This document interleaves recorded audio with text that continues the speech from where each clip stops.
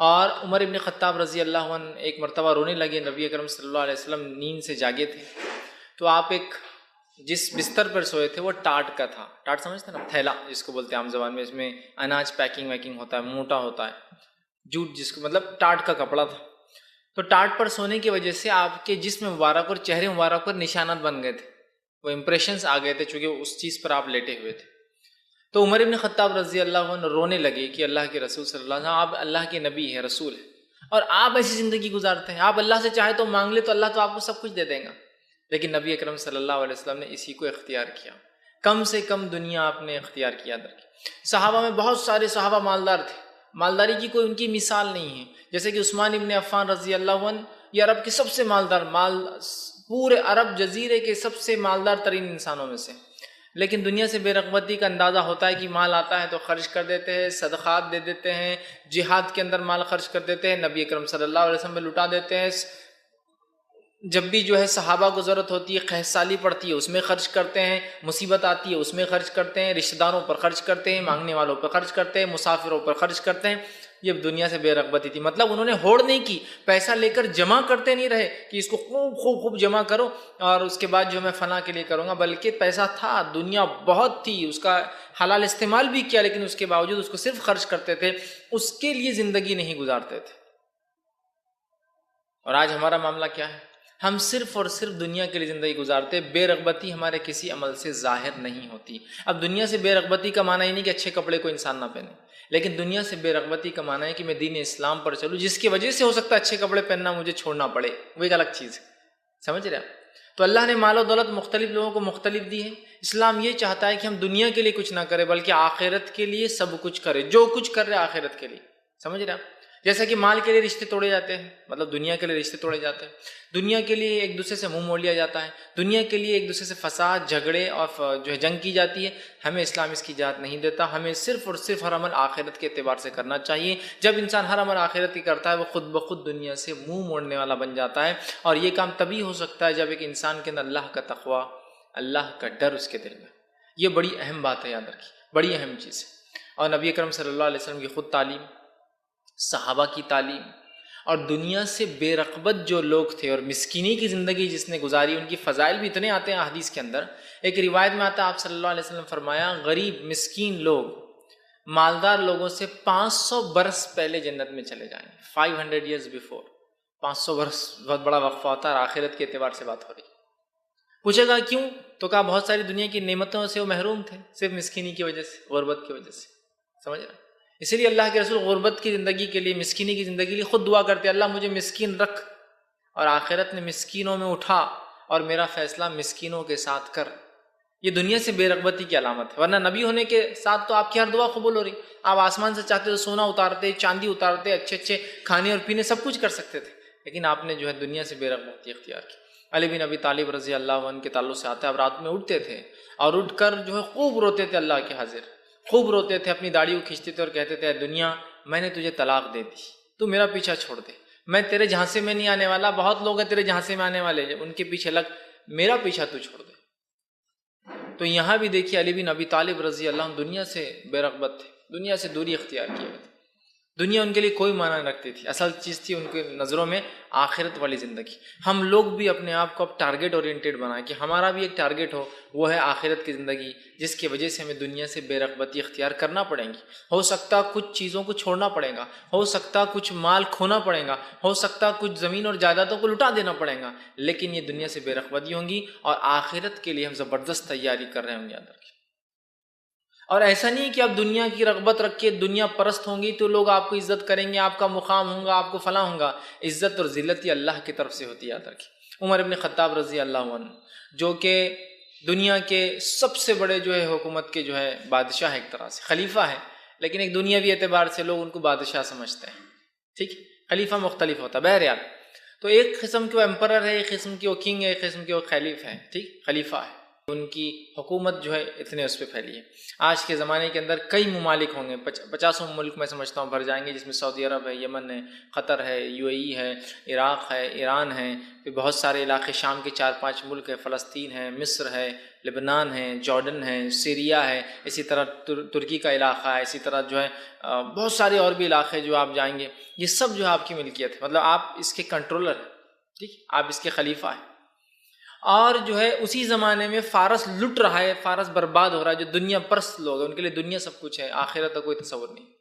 فارس کے بادشاہ اور شاہان کا یہ حال ہے کہ جب بیٹھتے ہیں تو 50 کلو کا تو سونے کا تاج پہنتے ہیں، جو تاج سر پہ نہیں رکھا جا سکتا اس لیے اوپر لٹکتا ہے ایک چین کے ذریعے، مطلب سر اس کے اندر ڈال کے بیٹھ جاتے ہیں جا کے تخت پہ جب بیٹھتے ہیں۔ تو قالین جو بچھایا جاتا ہے، قالین جو بچھایا جاتا ہے وہ قالین اتنا قیمتی ہے کہ اس زمانے میں 8 لاکھ دینار کا وہ بنا ہوا ہے، 8 لاکھ سونے کے سکے، جو کہ ہر سکے کا وزن 4 گرام ہوتا تھا ایک دینار کا۔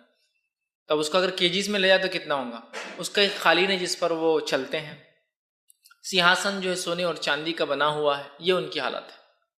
اور اسی وقت اسی زمانے میں عمر بھی، ان کی تو حکومت ختم ہو رہی ہے، عمر بھی ایک جو ہے زمین کا خلیفہ ہے، ایک زمین کا جو ہے بادشاہ ایک طرح سے، اور عمر سے ملنے کے لیے ایک جو ہے سفیر، ایک ان کے پاس ایک شخص نمائندہ مدینہ آتا ہے، اور مدینہ آ کر جو ہے وہ تلاش کرتا ہے کہ امیر المومنین عمر ابن خطاب کا محل کہاں ہے۔ لوگ کہتے ہیں ہمارے بادشاہ کا خلیفہ کا محل نہیں ہوتا ہے، خلیفہ ایک پیورلی پبلک سرونٹ ہوتا ہے، یاد رکھیے، مطلب پبلک سرونٹ کی جو اصطلاح ہوتی ہے پیورسٹ سینس میں صرف خلیفہ اس کے اندر آتا ہے، اور اسلامی حکومت کے نمائندے آتے ہیں۔ بہرحال تو کہا اس کا محل وحل نہیں ہوتا ہے، تو کہا کہاں ملیں گا؟ تو کہا وہاں مسجد ہے، وہاں مل جائیں گا، مسجد نبوی۔ مسجد نبوی میں گئے، جانے کے بعد دیکھے تو مسجد نبوی میں کوئی انسان نہیں، ایک شخص ہے جو سو رہا ہے اور کروٹ لیے ہوئے، آڑ مطلب اپنے سیدھے ہاتھ پہ سو رہا ہے، اور اس کے کپڑوں پر پیون لگے ہوئے، پیچز لگے ہوئے، سلے ہوئے۔ اب یہ نمائندہ کہتا ہے کہ اب کوئی نہیں، تو اس سے پوچھتے بھائی کہاں ہے تمہارا بادشاہ، کہاں ہے تمہارا امیر؟ اٹھاتا ہے اور کہتا ہے کہ عمر ابن خطاب کہاں ملیں گے؟ تو وہ شخص جو اٹھتا ہے کہتا ہے کہ کہو کیا کام ہے مجھ سے تم کو؟ وہی مسلمانوں کا خلیفہ، وہی مسلمانوں کا بادشاہ، وہی ہے عمر جو اتنے بڑے جو ہے زمین کا 2 لاکھ مربع میل زمین کا اکیلا مالک ہے، اور اس کی حالت دیکھی کہ وہ پھٹے ہوئے کپڑوں میں مسجد میں ایک عبادت گاہ کے اندر جو ہے سو رہا ہے آرام سے۔ سفیر بات چیت کرتا ہے، لیٹر پہنچاتا ہے، واپس بادشاہ کے پاس جاتا ہے اور کہتا ہے بادشاہ سلامت۔ ابھی جنگ شروع نہیں ہوئی تھی عمر ابن خطاب کی، لیکن کچھ علاقے تو مسلمان لے چکے تھے فارس کی، پرشین امپائر کی۔ جا کر رپورٹ پیش کرتا ہے اپنے بادشاہ کا، بادشاہ سلامت، ہم کبھی بھی جو ہے عمر کے خلاف فتح نہیں پا سکتے۔ کہا کیوں؟ اس لیے کہ وہ لوگوں کا چہیتا ہے، وہ تو لوگوں میں چلتا اور پھرتا ہے، اس کا تو کوئی محل نہیں ہے، اس کی تو حفاظت کے لیے کوئی نہیں ہے۔ تمہارا تو معاملہ یہ کہ تمہاری حفاظت کے لیے آدھی فوج لگی ہوئی رہتی ہے، بھانجا قتل کر دیں گا، بھتیجا قتل کر دیں گا، بڑا بھائی قتل کر دیں گا، چھوٹا بھائی قتل کر دیں گا، راستے والا مار دیں گا۔ چونکہ یہ وہ لوگ ہوتے ہیں جو لوگوں کے چنے ہوئے لوگ نہیں ہوتے، یہ وہ لوگ ہوتے ہیں جو لوگوں کے سر پر سوار ہو جاتے ہیں۔ اسی لیے آپ دیکھیے لوگوں میں فرق، جو لوگوں پر سوار ہوتے ہیں اور جو لوگوں کے چنندہ ہوتے ہیں، دونوں میں فرق رہتا ہے۔ لوگوں پہ سوار لوگوں کو ہمیشہ اپنی حفاظت کی ضرورت پڑتی ہے، اور لوگوں کے چنندہ لوگ جو ہے ہمیشہ لوگوں مقبول اور گھومتے اور پھرتے ہیں، جس کی پچھلے کئی زمانوں پہلے تک بھی کچھ مثالیں ہم دیکھ سکتے ہیں۔ ہندوستان کے اندر بھی ایسے میں نے دیکھا جو چیف منسٹرز تھے کچھ اسٹیٹ کے، جو اپنی 2 ویلر پہ گھومتے تھے، عام گاڑیوں پہ جا کر چائے پیتے تھے۔ ایسے بھی لوگ گزرے، اس لیے کہ وہ لوگوں کے چہیتے تھے، وہ لوگوں کے ریئل ریپرزنٹیٹیو اور نمائندے تھے۔ جب لوگوں پہ لوگ سوار ہو جاتے ہیں تو لوگ ان کے قتل کے منصوبے بناتے ہیں۔ تو کہا تمہیں تو تمہاری جان کے لالے پڑے ہیں، وہاں تو عمر لوگوں میں اٹھتا اور بیٹھتا اور سوتا اور کھاتا اور پیتا ہے، ایسی قوم سے ہم لڑ ہی نہیں سکتے کبھی، جو اتنا چاہتی ہے اپنے لیڈر کو، اپنے بادشاہ کو، اپنے خلیفہ کو۔ تو عمر دنیا سے بے رغبت انسان تھے۔ اللہ نے دنیا اتنی دے رکھی ہے کہ اسی کو امتحان، لیکن عمر بے رغبت ہے، کوئی رغبت نہیں عمر کو دنیا کی۔ یہی صحابہ کا معمول تھا۔ ابوبکر صدیق رضی اللہ عنہ کا معاملہ لے لیں، جب آپ خلیفہ بنے تو جب کام کرتے تھے، ایک مرتبہ فیصلے کے لیے کچھ لوگ آئے تو کہا میں ابھی ایک چیز بیچ کے آتا ہوں۔ عمر ابن خطاب نے کہا تم خلیفہ ہو مسلمانوں کے اور بیچنے جا رہے ہو، اپنا خود کا بزنس کرتے ہو چھوٹا موٹا، کچھ ہم کو کرنا پڑے گا تمہارے لیے۔ تو کہا پاؤ بکرا تمہارے لیے طے کرتے کہ ہم روز دیں گے، ٹھیک، اور کچھ دینار اس کے عوض طے ہوئے کہ یہ ڈیلی آپ کو دیا جائے گا۔ ابوبکر صدیق نے کہا میرا خاندان بڑا ہے، پاؤ جو ہے بکرے سے میرا کچھ نہیں ہونے والا ہے، کھانے کے لیے مطلب یہ دیں گے تھوڑا پیسہ۔ تو کہا آدھا طے کرتے ہیں، تو کہا آدھا بھی بہت کم ہو جائیں گا، خاندان بڑا ہے۔ تو کہا پھر پون طے کرتے، تو کہا ٹھیک ہے 3/4، مطلب 3/4 اینیمل ڈیلی دیا جائے گا کھانے کے لیے جو ہوگا، اور کچھ پیسے دیے جائیں گے۔ ابوبکر صدیق نے یوں ہی زندگی گزاری، بہت غربت کی زندگی تھی، یاد رکھیے۔ آپ کی بیوی نے ایک مرتبہ کہا کہ ہم مٹھائی کھائیں گے، تو کہا پیسے کہاں سے لاؤں گی؟ خلیفہ کی بیوی کہہ رہی ہے مٹھائی کھانا ہے، تو پیسے کہاں سے لاؤں؟ تو ان کی بیوی نے جو روز ملتے تھے نا کچھ درہم، اس میں سے جمع کرنا شروع کیا، اور مہینے کے آخر میں مٹھائی لائی۔ تو کہا یہ مٹھائی کہاں سے آئی؟ تو کہا وہ جو پیسے روز آتے تھے نا اس میں سے جمع کی۔ تو کہا اس کا مطلب پیسے اتنے زیادہ آ رہے ہیں جس میں مٹھائی آ سکتی ہے۔ جا کر فوراً کہا کہ عمر میرا اور وظیفہ کم کر دو، اس لیے کہ مٹھائی آ رہی ہے، اس کی ضرورت نہیں مجھے۔ اب وظیفہ اور کم کر دیا گیا۔ اور جب آپ نے وفات پائی تو وفات سے پہلے ایک وصیت کر دی اور کہا کہ جب میں مر جاؤں تو جتنا پیسہ مجھے بیت المال میں سے دیا گیا ہے، خلیفہ ہونے کی حیثیت سے میری جائیداد بیچ کر سب سے پہلے بیت المال میں واپس وہ سارا پیسہ ڈال دیا جائے۔ جب آپ کا انتقال ہوا بیت المال میں وہ پیسہ پورا حساب کر کے واپس، چونکہ آپ 2.25 سال ہی حکومت میں رہے، انتقال ڈالا گیا۔ ابوبکر عمر ابن خطاب رضی اللہ عنہ ہزاروں قطار روتے تھے، اور پھر روتے روتے کہا کہ ابوبکر نے آنے والے سارے خلیفاؤں کو مصیبت میں ڈال دیا، کہ لیا تو صحیح، بتا دیا کہ جائز ہے، مرتے وقت واپس دے کر چلے گئے۔ اس کا مطلب یہ کہ دوسرے آنے والے خلیفاؤں کے لیے بڑی مشکل پیدا کر دیا ابوبکر نے، کہ کیسا ممکن نہیں ہوگا نا کہ ہر کوئی واپس کر سکے، ہے نا؟ کہا مشکل میں ڈال، اتنا تقوی اتنا زہد کہ نہیں چاہیے کسی کا، بیت المال کا بھی نہیں چاہیے، لے لو واپس۔ تو دنیا سے بیزار تھے، لیکن آپ دیکھیے اللہ نے دنیا ان کو دے رکھی تھی۔ آج ہم دنیا ہی چاہتے ہیں جو ہم کو ملتی نہیں ہے کسی بھی حال میں۔ تو دنیا سے بے رغبتی یاد رکھیے، یہ بہت اہم چیز ہے، ورنہ دنیا کی اگر رغبت ہم دلوں میں رکھ لیں گے جیسا آج ہمارا حال ہو چکا، اللہ ہم پہ رحم کرے، تو معاملہ بڑا مشکل ہے ہمارے لیے، یاد رکھیے بہت مشکل ہے۔ ہو سکتا ہے یہ دنیا کی رغبت، دنیا تو اچھی گزار دے ہماری، یا ہو جائے گزر جائے، لیکن آخرت کہیں نہ کہیں زبردست انداز سے ہماری مار کھا رہی ہے، یاد رکھیے زبردست انداز سے مار کھا رہی ہے، مطلب جس کو ہم انداز نہیں لا سکتے اتنا وہ ہو رہا ہے۔ اور بس ہمارا سارا معاملہ صرف دنیا دنیا دنیا دنیا اور دنیا کے لیے نظر آ رہا ہے۔ کوئی بھی چیز دیکھیے دنیا کے لیے، آخرت کے لیے کچھ نظر نہیں آ رہا کہ بھائی یہ کس لیے، یہ پلاٹ بچی کے لیے، یہ بچے کے لیے، فلاں کے لیے، یہ اس کے لیے، اس کے لیے۔ آخرت کے لیے کون سا پلاٹ، مطلب کون سی ایکٹیویٹی آخرت کے لیے؟ 60 ایئرس ہوں گی، ریٹائرمنٹ ہوں گا تو پھر آخرت کا پلاٹ بھی تیار کر ہی لیں گے نا۔ مسئلہ کیا ہے؟ ہم تو لکھا کے آئے ہوئے کہ 60 سال تو کم از کم جینا ہی ہم نے، اور اس کے بعد کی زندگی جو ایکسٹرا ملیں گی وہ اللہ کے لیے ہم قربان کریں گے۔ تو میں عام زبان میں کہتا ہوں اللہ کو وہ چیز نہیں چاہیے جو چیز کو خود آپ بھی پسند نہیں کرتے۔ سمجھ رہے ہیں بات؟ دنیا نے بول دیا یار بیزار ہو گیا، یہ آدمی تھک گیا، یہ کام کا نہیں، اس کو اب چھوڑ دو، تو آپ بول رہے ہیں اللہ کے لیے میں وہ ٹائم دوں گا۔ پرائم چاہیے اسلام کو۔ بہرحال صحابہ دنیا سے بے رغبت تھے۔ آئیے کچھ واقعات آپ کے سامنے رکھتا ہوں حدیث سے، اور اس کی ترغیب کیسے نبی اکرم صلی اللہ علیہ وسلم دلائی، اس ترغیب کو بھی آپ کے سامنے رکھنے کی میں کوشش کرتا ہوں۔ حدیث کے اندر الفاظ آتے ہیں، صحیح بخاری اور صحیح مسلم کی متفق علیہ روایت ہے۔ نعمان بن بشیر رضی اللہ عنہ فرماتے اور کہتے ہیں کہ ہم رسول اللہ صلی اللہ علیہ وسلم سے سنا، اور نعمان بن بشیر نے اپنی دونوں انگلیاں کان کی طرف کی، مطلب میں نے خود اپنے کانوں سے یہ بات سنی ہے۔ وہ کہتے ہیں کہ میں نے سنا اور اپنی دونوں انگلیاں کانوں کی طرف لے گئے کہ حلال بھی واضح اور حرام بھی واضح ہے، دونوں جو ہیں کے درمیان کچھ شبہات ہیں، مطلب حلال کیا ہے بتا دیا گیا، حرام کیا بتا دیا گیا، لیکن بیچ میں کچھ باتیں جو شبہ ہے، مطلب جس میں شک ہو سکتا ہے، جو واضح نہیں کی گئی ہے تمہارے سامنے، یا آنے والے دور میں ایسے مسائل آئیں گے جو کلیئر نہیں ہوں گے تمہارے سامنے، دونوں کے درمیان شبہات ہیں۔ لوگوں کی اکثریت ان میں، اس لیے کہ نماز، روزہ، زکوٰۃ، یہ سب بعد میں آیا، یاد رکھیں۔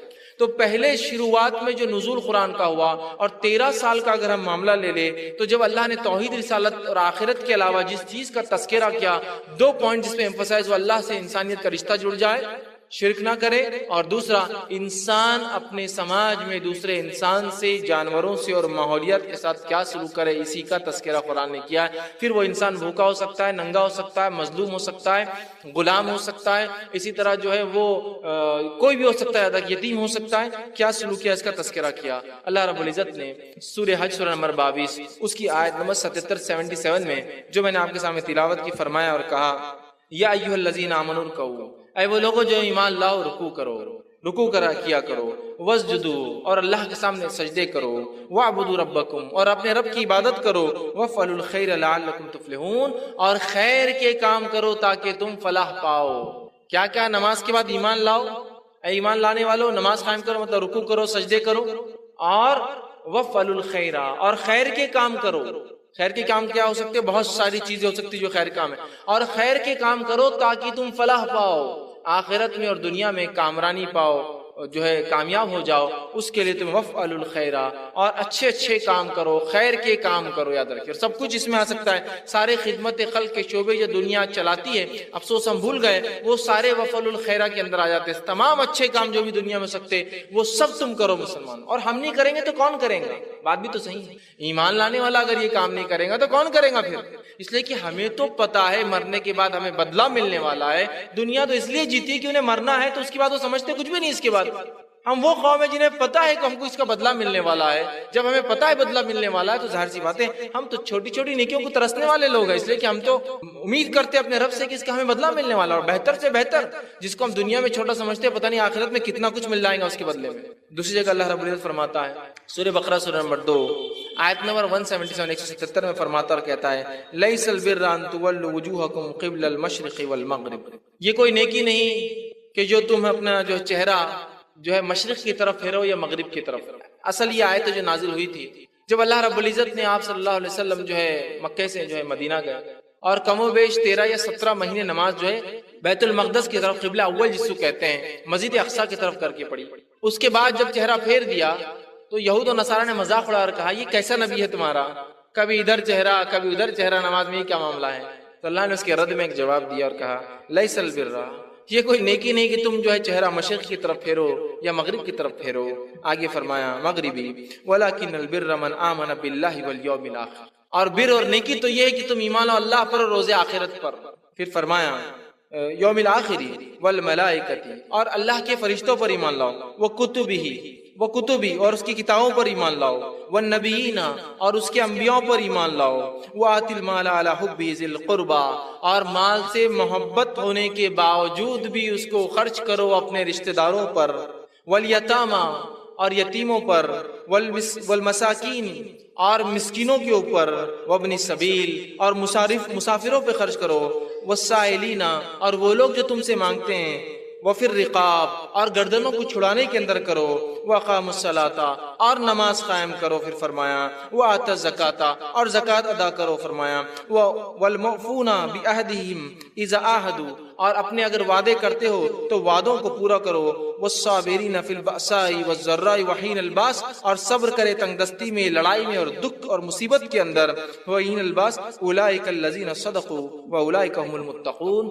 اور اللہ نے فرمایا یہی لوگ اپنے دعوے میں در حقیقت سچے ایمان کے اور یہی لوگ در حقیقت تقوی والے ہیں۔ تو دیکھیے اس آیت کے اندر جو باتیں آئی، دیکھیے نیکی یہ نہیں کہ تم چہرہ کدھر کرتے ہو مشرق یا مغرب کی طرف، نیکی یہ کہ تم ایمان لاؤ اللہ پر، اور ایمان لاؤ جو ہے اس کے بعد جو ہے تم آخرت پر، فرشتوں پر، اس کے بعد اس کے نبیوں پر، اور مال سے محبت ہونے کے باوجود خرچ کرو اپنے رشتہ داروں پر، مسکینوں پر، مسافروں پر، یتیموں پر۔ دیکھیے بات بیان کی، پھر اس کے بعد بیان کیا اور نماز قائم کرو اور زکوٰۃ ادا کرو۔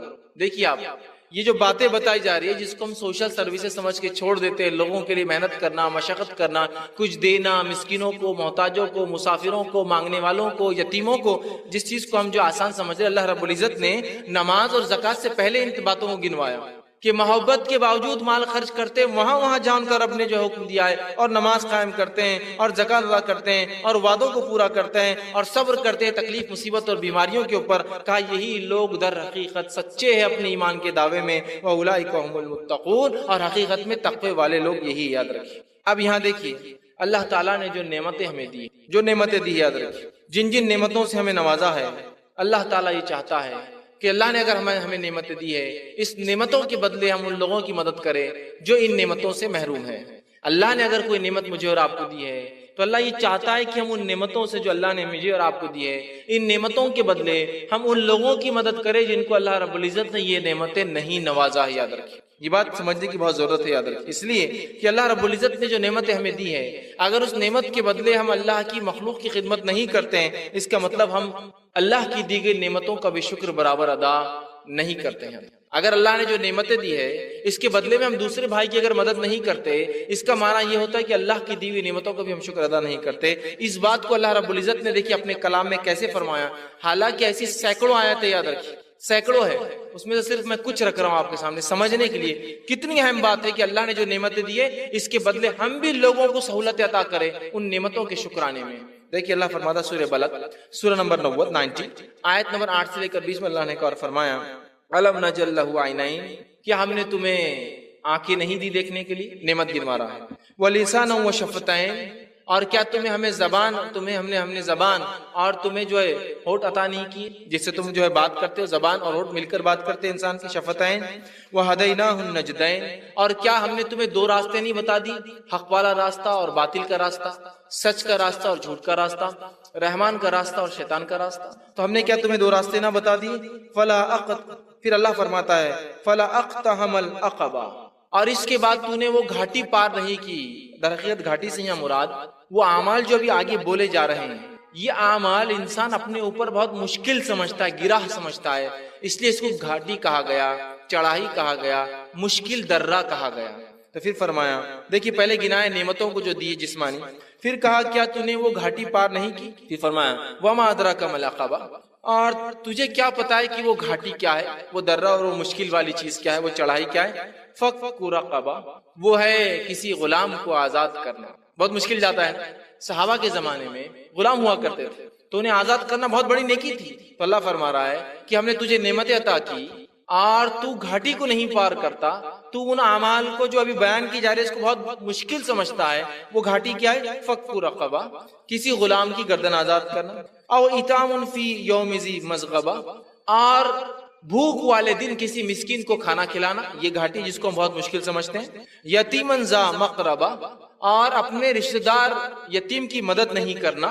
پھر فرمایا او مسکینا ذا متربہ، اور مسکین کی مدد نہیں کرنا.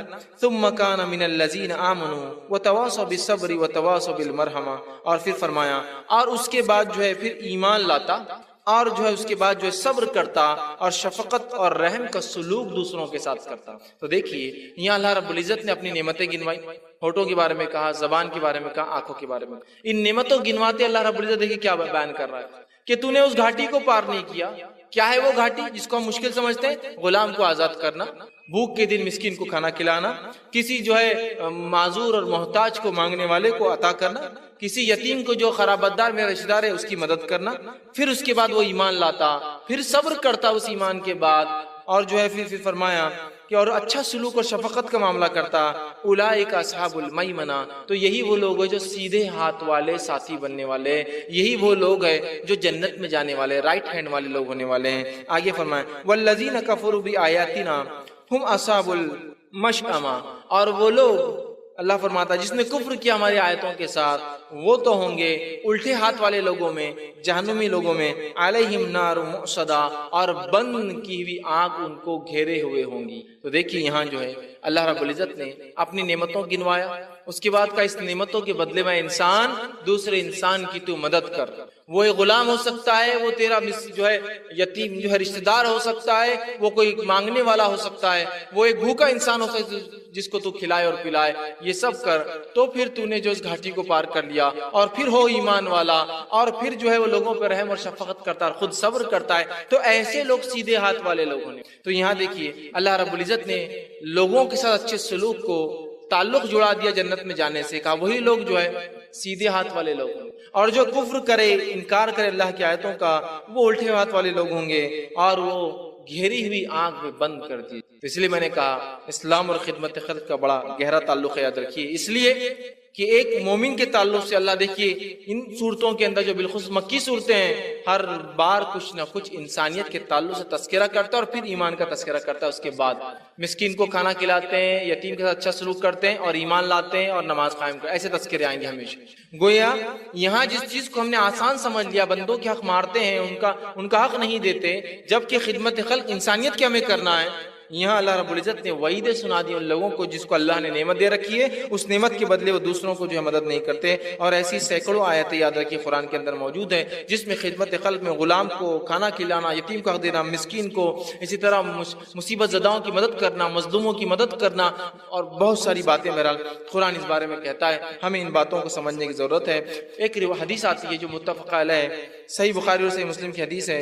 نبی اکرم صلی اللہ علیہ وسلم نے فرمایا، ابو موسیٰ اشعری رضی اللہ عنہ حدیث کے راوی اور فرماتے اور کہتے ہیں آپ صلی اللہ علیہ وسلم نے فرمایا اور کہا ہر ایک مسلمان پر صدقہ یعنی نیکی کرنا لازم ہے. ہر ایک مسلمان پر صدقہ یعنی نیکی کرنا لازم ہے. صحابہ نے پوچھا اور کہا اللہ کے رسول صلی اللہ علیہ وسلم اگر کوئی ایسا نہ کر سکے تو نیکی نہ کر سکے تو کیا کرے؟ تو آپ نے فرمایا تو وہ اپنے ہاتھ سے کام کرے اور جو ہے خود کو اور دوسروں کو نفع پہنچائے. اگر وہ نیکی نہ کر سکے تو پھر وہ کیا کرے؟ ہاتھ سے اپنے کام کرے، کام کر کے خود کو اور دوسروں کو نفع پہنچائے اور پھر صدقہ کرے اس میں سے. صحابہ نے کہا اگر یہ بھی نہ کر سکے تو، اگر وہ انسان یہ بھی نہ کر سکے تو آپ نے فرمایا اگر یہ بھی نہ کر سکے تو کسی مجبور یا حاجت مند کی مدد کرے. مطلب اگر وہ کما کر کسی کی مدد نہیں کر سکتا ہے تو فزیکل اللہ نے طاقت دی ہے تو وہ کیا کریں گے؟ جسمانی طور سے مدد کریں گے. بہت سے لوگ ہوتے ہیں نا خدمت خلق ہے تو پیسہ کہاں ہے، پیسے کی ضرورت ہی نہیں بھائی. کما کر سکتے ہو تو کرو، ہاتھ سے کر سکتے ہو کرو، جسم سے کر سکتے ہو کرو، پہچان سے کر سکتے ہو کرو، اپنے وسیلوں کے ذریعے کر سکتے ہو کرو. تو کہا تو پھر وہ کیا کرے؟ اگر اس کے پاس طاقت نہیں کما کے کرنے کی تو وہ کیا کرے؟ پھر اس کا دوسرا کام کرنا ہے اس کو، وہ جو ہے کما کر کرے. وہ بھی نہیں ہے تو پھر جسم سے کرے. پھر اس کے بعد کہا جو ہے مجبور حاجت مندوں کی مدد کرے. صحابہ نے کہا اگر یہ بھی نہ ہو تو وہ کیا کرے؟ تو آپ سے فرمایا نیکی کا حکم دے اور برائی سے روکتا رہے. کہا اگر یہ بھی نہ کر سکے تو مطلب کما کے بھی نہیں کر سک رہا، جسم سے بھی نہیں کر سک رہا، زبان سے بھی اگر نہیں کر سکتے تو کیا کرے پھر؟ تو کہا اگر یہ بھی نہ کر سکے تو خود کم از کم برائی سے بچ جائے، اس لیے کہ اگر وہ برائی سے بچے گا تو یہ بھی اس کے لیے نیکی ہے. پھر وہ خود برائی سے بچ جائے اس لیے کہ کم از کم اگر وہ برائی سے بچیں گا تو یہ بھی اس کے لیے نیکی ہے. تو یہاں دیکھیے کتنی زبردست بات بتائی گئی کہ ہم سب کو صدقہ اور نیکی کرنا ضروری ہے. کما کر کیجئے، کما نہیں سکتے جسم سے کیجئے، جسم سے نہیں کیجئے زبان سے کیجئے، زبان سے نہیں کر سکتے تو کم از کم خود برائی نہ کرے تاکہ اس سے سماج میں اچھا رہے. 4 سٹیجز سے چاروں بتا دیے گئے. ہر انسان کوشش کرے اللہ نے جو دے رکھا ہے اس میں سے کچھ نہ کچھ اللہ کے بندو اور اس کی خدمت کرے. خلق جو اللہ رب العزت نے بنائی مخلوق اس کی خدمت کرے. ٹھیک ہے، اور جو ہے خدمت خلق یاد رکھیے، یہ صرف مسلمانوں کے لیے میں نہیں کہہ رہا ہوں، خدمت خلق ساری انسانیت کی، ساری انسانیت کے لیے ہمیں خدمت کرنا یاد رکھیے. مسلمان کا شیوا طریقہ شعار یہی یاد رکھیے، پہچان ہے کہ وہ انسانیت کی خدمت کرتا ہے، وہ انسانیت کی ضرورت ہوتا ہے، وہ انسانیت کی ضرورت بن جاتا ہے کہ انسانیت اس کے بغیر چل نہیں سکتی اگر مسلمان ساتھ نہ دیتے. لیکن آج ہم نے یہ شعبے کو کتنا آسان سمجھ لیا اور خدمت خلق کو مکمل ترک کر دیا، جس کی وجہ سے آج انسانیت پریشان ہے کہ ارے مسلمان ہے کس لیے. یہ ایک مصیبت نظر آ رہا ہے پوری دنیا میں. یہ جو ہے بیماری کی وجہ یہ نظر آ رہے ہیں، بھوک مری کی وجہ یہ نظر آ رہے ہیں، دنیا میں غربت کی وجہ یہ نظر آ رہے ہیں، دنیا کے اندر دہشت گردی کی وجہ یہ نظر آ رہے ہیں، ہر قسم کی برائیوں کی وجہ مسلمان نظر آ رہے ہیں. اس لیے کہ ہم انسانیت کی ضرورت نہیں بن بیٹھے، یاد رکھیں نہیں بن بیٹھے. ایک جرنلسٹ تھا، اس نے بڑا پیارا تذکرہ کیا تھا اسلام اور مسلمانوں کی خدمت خلق کے تعلق سے. وہ جو ہے بخارا کی ایک مسجد میں گیا. بخارا جو ایک شہر ہے ازبکستان کا، وہ مسجد ایک صحرا میں، ایک بالکل جس کو ہم کہیں گے ریگستان کے بیچ علاقے میں بنی تھی. اور مسجد پہ ایک بہت اونچا بہترین مینار ہے جس سے پتہ چل جاتا ہے مسجد ہے. اور مینار کے اوپر سارے مینار پہ ایک بہترین کیلیگرافی انداز میں اللہ اللہ اللہ اللہ پورا ایسا لکھا ہوا ہے. مسجد کے اندر جاتے ہی وہاں پانی کے چشمے ہیں. یہ بالکل حال ہی کی بات ہے اس نے جو وہ کیا تھا، جو کہ ظاہر سی بات ہے مسجد بنی ہوئی جو آج سے تقریباً کم بیش 800 سال پرانی مسجد ہے. مسلمانوں کی جب حکومتیں ہوا کرتی اس زمانے میں بنی ہیں. پانی ہے، سرائے ہے، گھوڑے باندھنے کی جگہ آج ہی موجود ہے جہاں گاڑیاں پارک ہوتی ہے لوگوں کی جا کے. جس زمان گھوڑے تھے تب بنا تھا وہ. اسی طرح اس میں ایک اسپتال ہے، اس کے اندر جو ہے ایک لائبریری ہے، کتاب خانہ ہے، اس کے اندر بچوں کے لیے ایک مدرسہ ہے. وہ غیر مسلم تھا. وہ جب وہاں گیا تو کہا مسلمان ایک ایسی قوم تھی کہ جنہوں نے اپنا رب کا جو ہے ایڈورٹائزمنٹ بھی دیکھی کتنے بہترین انداز سے کیا. بولے ایک صحرا میں ایک مسجد کا ایک مینار دیکھ کے انسانیت کو لگ جائے کسی انسان کو جو مسافر ہے، ارے کوئی نہ کوئی انسان ہے اور وہاں ایڈورٹائزمنٹ کیا ہوا ہے اس کے رب کا، اللہ اللہ اللہ لکھا ہوا ہے کہ سمجھ جائے کچھ نہ کچھ مسلمانوں سے تعلق چیز ہے اور اپنے رب کا ایڈورٹائزمنٹ کیا جا رہا ہے کہ ہم اللہ کو ماننے والے ہیں. اور اسے پتا ہے جب وہ مسجد کے پاس آئیں گا اس کے جانوروں کو یہاں پانی ملنے والا ہے، اس کو راحت اور سکون حاصل کرنے کے لیے ایک سرائے ملنے والا ہے. اس کو پتا ہے کہ اگر علم حاصل کرنا ہے تو کتابوں کی ایک لائبریری ضرور ہوں گی. اسے پتا ہے کہ ہر مسجد میں ایک اسپتال ہوا کرتا تھا تو یہاں کا اسپتال ہوگا، اگر بیمار ہے کوئی تو وہاں دکھا دیا جائے گا. وہ قافلہ آرام کریں گا اور نکل کر آگے چل جائیں گا بلا تفریق کی. وہ آنے والا قافلہ مسلمانوں کا ہوتا ہے یا غیر مسلم. یہ خدمت خلق کی یاد رکھیے ہمارے اسلاف کی. انسانیت کی ضرورت بن بیٹھے تھے. لیکن آج ہم دیکھتے ہیں آج ہمارا حال کیا ہے. ہم انسانیت کی ضرورت بننا تو بہت دور کی بات ہے، ہم نے کیا اپنا حال بنا لیا. ہم خود دیکھ رہے ہیں کہ ہم لوگ ہماری خدمت کرنے آ رہے ہیں دور دور سے، اس لیے کہ ہم خود اتنے محتاج اور اپاہج بن چکے قومی اعتبار سے کہ لوگ ہماری خدمت کے لیے آ رہے ہیں. آ رہے ہی نہیں آ رہے ہیں، اس لیے کہ ہمارا لولے لنگڑے کو دیکھ کر تو ہم صرف دیکھتے رہتے ہیں. اس خدمت خلق کا معاملہ ایسا ہو چکا ہمارے پاس.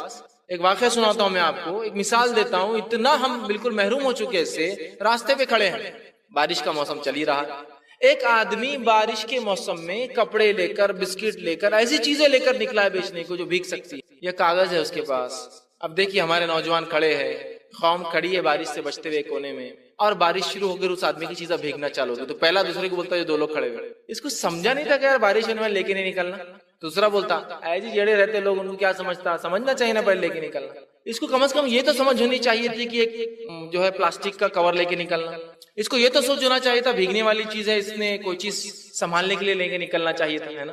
لیکن وہ نوجوان جو کھڑے ہیں ایک بھی نکل کر اتر کر دوڑ کر جا کر اس میرے بھائی کا، چاہے وہ جس بھی مذہب کا ماننے والا ہو، اس کا مال خراب ہو رہا ہے، ضائع ہو رہا ہے، میرے آدم کی اولاد ہے نا، آدم کے اولاد میں سے ضائع ہو رہا ہے، لے کر میں جلدی سے اس کے مال کو محفوظ کر دوں، اس کی کسی کو فکر نہیں. دیکھ کر کمنٹس کنٹینیو چالو رہیں گے. ہمیں نہیں پتا کس مجبوری نے اس بیچارے کو اس بارش میں بھی باہر نکالا ہے. ہمارا کام تھا اس کی مدد کرتے، لیکن کہاں یہ نہیں ہونے والا. ایک کمیونٹی کے طور پر ہم خدمت خلق بھول چکے ہم اس جذبے کو. ہم بھول چکے ہیں رسول اللہ صلی اللہ علیہ وسلم کی ابتدائی 40 سالہ زندگی کیا تھی سوائے خدمت خلق کے علاوہ. بتائیے مجھے، نہ نماز تھی، نہ روزہ، نہ زکوٰۃ، نہ حج. آپ نے کبھی شرک نہیں کیا تھا، یاد رکھیے، الگ بات ہے، لیکن اس کے علاوہ کوئی عبادت نہیں تھی. یاد رکھیے کیا کرتے تھے اللہ کے رسول 40 سال. صادق اور امین کیوں لقب ملا آپ کو؟ یہی تو تھا، انسانی کے ساتھ اچھا سلوک، ماحولیات کے ساتھ اچھا سلوک، یہی تو تھا آپ کا کام. مسکینوں کی مدد کر رہے ہیں، بیواؤں کی مدد کر رہے ہیں، بوجھ اٹھا رہے ہیں لوگوں کا آپ. اسی طرح اگر لوگ تکلیف میں تو پریشانی میں تو آپ دور کر رہے ہیں، کھانا کھلا رہے ہیں مسافروں کو، پانی پلا رہے ہیں آپ. یہ سب کرتے تھے آپ. یہ 40 سال آپ کی زندگی نمونہ ہے ہمارے سامنے. ہم اس کو بھول چکے، یاد رکھیے. اور آج جو اس کا نتیجہ نکل رہا ہے کہ ہم خود اس خدمت خلق سے محروم ہو چکے. تو کمنٹ دے رہے ہیں، ایک مسکین، ایک معذور راستے سے جا رہا ہے، سائیکل پہ چڑھا ہوا ہے سامنے، وہ بڑی طاقت سے ہینڈل چلا رہا ہے تاکہ وہ چڑھاؤ پار ہو جائے. ہمارا نوجوان کھڑا ہے، جذبہ نہیں ہے، قومیت ہے، کھڑ رہے کہ اب دیکھیے اس کی باتیں کیسے چلتی. یار اس کے بائسپ دیکھ، بائسپ کیسے بن گئے نا چلانے سے. اسے چلانے سے کتنے اس کے ہو گئے. اب وہ پسینہ جا رہا ہے اس کا بیچارے کا، وہ پوری طاقت لگا رہا ہے، جو گاڑی نہیں چڑھتی ہے اس کی. یار اس کے گھر والوں کو نہیں سمجھتا کہ اس کو وہ موٹر والے کچھ گاڑی لا کے دینا، کتنا بیچارہ ہاتھ سے چلا رہا ہے. ارے یار اس کو دونوں والے چین والے دینا تھا انہوں نے، تو کیا کرتا تھا بیچارہ، دونوں سے چلاتا تھا. لیکن اب اس کا ایک ہاتھ ہی معذور ہے نا، ایک ہی اچھا ہے. کیا بیچارہ دیکھ کیسا بریک ماریں گا کہ چلائیں، کچھ نہیں سمجھ رہا اس کو. لیکن ایک آدمی بھی بڑھ کر یہ نہیں سوچ رہا ہے کہ ذرا سا اس کو پش اپ دے دوں، ایک دھکا دے دوں، شاید وہ چڑھاؤ چل جائیں گا تو میرا بھائی گھر پہنچ جائیں گا. نہیں، وہ چھوڑ کے باقی سب کمنٹ چالو. صحت پر اس کی مجبور، کتنا مجبور ہے یار بیچارہ، دیکھو ہاتھ بھی خراب، دونوں پیر خراب، لیکن ایک آدمی بڑھ کر مدد کرنے کو تیار نہیں آتا. سبحان اللہ. اور اگر کوئی بڑھ جائے نا، اور بہت ہی سماج سیوا لگتی تو نہیں پوچھے، بہت سماج سیوا الیکشن میں کھڑا ہوتا ہے ایسا کیوں؟ اور بہت سماج سیوا کر رہا تو مسکینوں کو دھکے دے رہا ہے اور جو ہے بیچارے معذوروں کو وہ کر رہا، لگتا ہے الیکشن میں کھڑا ہونے کے رہا نہیں کر رہا. یہ سال تک میرے بھائی یہ الیکشن کا معاملہ نہیں ہے، یہ آخرت میں چاہتا ہوں میں چن کے آ جاؤں، میرا رب مجھے سلیکٹ کر لے. اور ہو سکتا ہے اس کی ایک یہ محنت جو میں نے اس معذور کو دھکا دے دیا، آخرت میں شاید وہ مجھے جہنم سے پیچھے دھکا دینے مدد کر لے. پیچھے لینے میں نے آگے دیا، وہ پیچھے کر لیں گے. ہو سکتا کہ اللہ اس نے میری ایک بار مدد کی، ہو سکتا ہے وہ ایک نیکی جو کم بڑھ جائے اس کا یہ عمل بھر دے.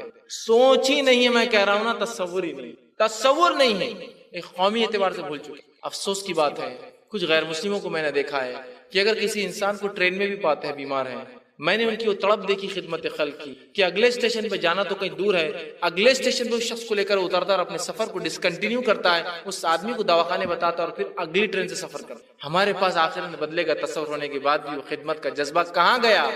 وہ کہاں گیا جذبہ نبی اکرم صلی اللہ علیہ وسلم جن کو ہم نمونہ مانتے؟ وہ 40 سالہ زندگی کہاں ہے آپ کی؟ علامہ ابن تیمیہ رحمہ اللہ فرماتے ہیں آپ صلی اللہ علیہ وسلم جس طرح سے جو ہے 23 سالہ زندگی نمونہ، آپ کی پہلی 40 سالہ زندگی بھی نمونہ ہے، اور وہ سوائے خدمت خلق کے اور کچھ بھی نہیں ہے آپ کی پہلی 40 سالہ زندگی. یتیموں کا آپ بوجھ اٹھا رہے ہیں، مسکینوں کو آپ مدد کر رہے ہیں، بھوکوں کو کھانا کھلا رہے ہیں، حج کو آنے لوگوں کو پانی پلا رہے ہیں، لوگوں کو بکریاں تحفے طائف میں دے رہے ہیں. یہ 40 ایئرس کی لائف صرف اور صرف خدمت خلق ہے، سوشل سروس ہے، سروس ٹو ہیومینٹی ہے. ہم بھول چکے ہیں اور اس کو اجنبیت ہم سمجھتے ہیں، اور کوئی کرے تو اس کو پاگل سمجھتے ہیں. یاد رکھیے، حالانکہ اس دین نے ہمیں حکم دیا. آپ سن کی حدیث ہے، صحیح بخاری کی روایت ہے، انما یرحم اللہ من عباده الرحماء، اللہ اپنے بندوں میں سے صرف انہی بندوں پر رحم کرتا ہے جو دوسروں پر رحم کرتے ہیں. ایک روایت نے فرمایا، اور فرمایا حاکم کی روایت ہے، آپ نے فرمایا ارحموا من فی الارض یرحمکم من فی السماء، تم زمین والوں پر رحم کرو، آسمان والا تم پر رحم کریں گا. تم زمین والوں پر رحم کرو، آسمان والا تم پر رحم کریں گا. زمین والوں سے مراد کیا ہے؟ زمین پر انسان، چرند پرند جو کچھ بستا ہے، کیڑے مکوڑے، ان پر تم رحم کرو، آسمان والا تم پر رحم کریں گا. اسی طرح آپ صلی اللہ علیہ وسلم فرمایا، بخاری کی روایت ہے، من لا یرحم لا یرحم، جو دوسروں پر رحم نہیں کرتا اللہ اس پر بھی رحم نہیں. تو رحم کا جذبہ جس کے دل میں ہوتا ہے نا، وہ بندوں کی خدمت کو عبادت سمجھتا ہے. عبادت ہے، یاد رکھیے، بندوں کی خدمت. مخلوق کی خدمت کرنا عبادت ہے، اس لیے کہ عبادت ہر وہ چیز ہے جس سے ثواب ملتا ہے، اور حدیث کے اندر انسان اور جانور دونوں کے ساتھ حسن سلوک کا ثواب بتایا گیا ہے. گویا دونوں عبادت ہے. عبادت ہے، یاد رکھیے. آج کس حد تک ہم نے حقوق العباد کو ترک کیا، مطلب انسانوں کی حق ترک کیے، جانور تو بہت دور کی بات ہے، ان کا حق تو تب دیا جائے گا جب انسانوں کا جو قوم دیتی ہے. اس حد تک ترک کر دیا کہ جانوروں کو مارنا ایک عام بات ہوگی، انسانوں کو تکلیف دینا عام بات ہوگی. ہمیں بے انتہا ضرورت ہے کہ ہم اس خدمت خلق کے پھر جذبے کو جگائے جو رسول اکرم صلی اللہ علیہ وسلم اور صحابہ میں تھے. اس لیے کہ صحابہ اپنے نبی کی تربیت یافتہ لوگ تھے، وہ اپنے نبی کے تلاميذ تھے، اسٹوڈنٹس تھے. ایسی تربیت دی تھی کہ ان صحابہ کی زندگی خدمت خلق کے سوا کچھ نہیں ہے.